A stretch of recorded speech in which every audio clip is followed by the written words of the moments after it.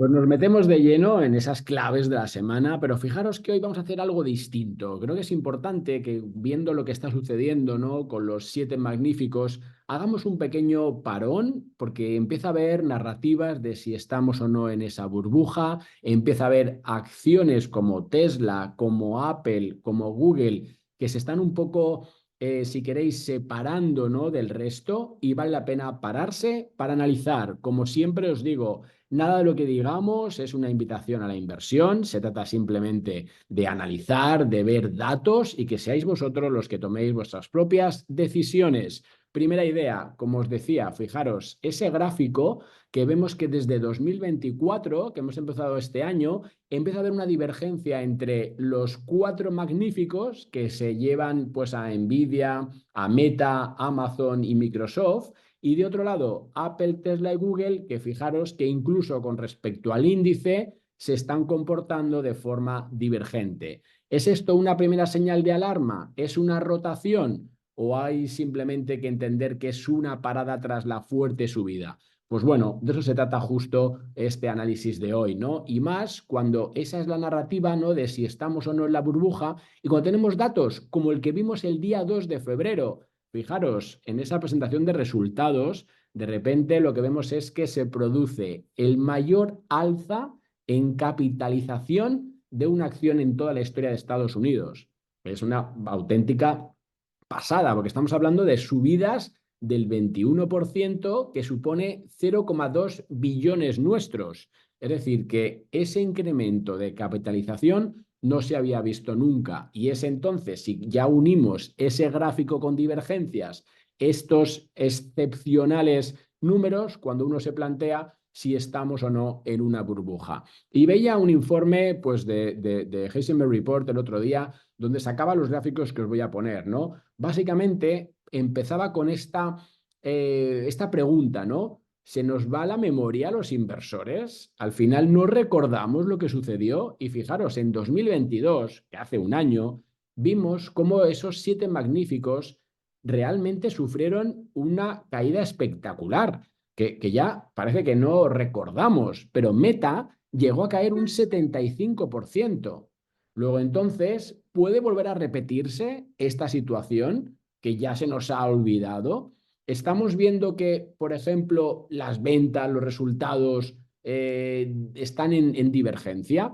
Pues ahí está un poco la clave. Para responder a si estamos o no en una burbuja, que ya sabéis que esto no lo sabe nadie, pero sí que podemos empezar a ver qué sucede con los datos más fundamentales. Fijaros en pantalla, si analizamos lo que es el crecimiento, el revenue de año contra año, en Meta, en Amazon, Microsoft y Alphabet, que son los que tenemos en pantalla, también la misma fuente, fijaros cómo las cosas, igual que estamos viendo a nivel de cotización, lo están haciendo a nivel de esos ingresos. Es decir, sí, los siete magníficos, o por lo menos estos cuatro que tenemos en pantalla, están creciendo, han vuelto a la senda de crecimiento y están experimentando, por tanto, esas recuperaciones fuertes con respecto a lo que fue el año pasado. Eso, por tanto, ya viene a responder la primera pregunta que dice, oye, pues no sé si es una burbuja o no, pero las empresas en sí lo están haciendo bien. Luego, entonces, eso está incorporado en los precios. Segundo tema importante. Fijaros en esto. Si cogemos todo ese 2022 y lo lanzamos hasta hoy, y no hacemos ese análisis, ¿no? Que está tanto en las narrativas del 2023, donde los siete magníficos obviamente subieron muchísimo más, fueron los causantes del alza del S&P, ¿no? Del Nasdaq el año pasado, pero fijaros que si tomamos ese periodo un poquitín más largo e incluimos esa burbuja o ese crash o esa caída, como la queramos llamar, que vimos en 2022, las cosas no difieren tanto comparado con el índice. Fijaros que los siete magníficos suben un 15% entre diciembre de 2021 y ahora febrero del 2024, pero es que el S&P sube un 8%. Luego entonces han subido más porque cayeron más, pero están vendiendo más, están ganando más, están ingresando más.